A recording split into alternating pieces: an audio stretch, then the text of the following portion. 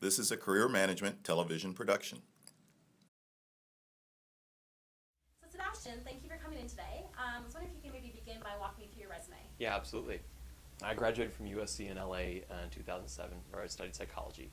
I had a really great experience there. When I graduated, I had a tremendous opportunity to participate in Teach for America.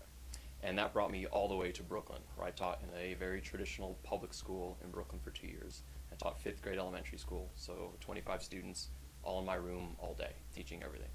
And that was a really wonderful experience in that I didn't study education, but I really fell in love with the mission of Teach for America, which is closing the achievement gap. I loved working with young people and became really inspired around what we can do with public education. But after my 2 years, I began to think, well, this might be for me. I think I can do it long term, but if I'm going to stay in the classroom as a teacher, I need to be in a place that I'm going to be given development, support, and resources, as I wasn't getting that where I was previously teaching. So I decided to take a position teaching 4th grade in a charter school. And this is just down the street, same neighborhood, same students, exact same mission, but the difference was night and day in terms of student results. And that was largely because of the work that was done that was very strategic by this specific school. And that was a great experience. I learned far more about how to teach in that single year than I did in 2 years in the previous school that I taught in.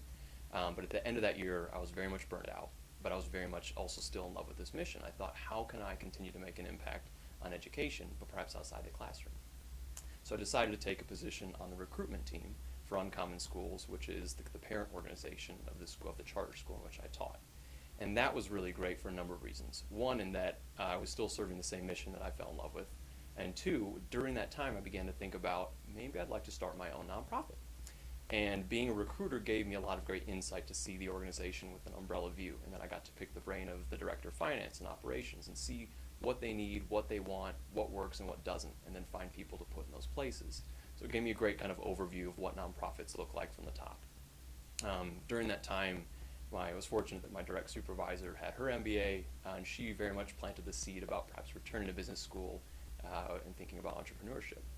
At the end of that year on that team, I learned a lot, but I decided I don't want to be a recruiter for the rest of my life. And at that point, I'd been in New York for now 4 years, and I was ready for something big, and I needed to change. And I wasn't yet ready to return to school. I hadn't prepared for GMAT nor applications. I wasn't entirely sure what I would want to do professionally next, so I actually decided to sell most of my belongings. And I took the next 10 months, and I traveled around the world with nothing but a backpack.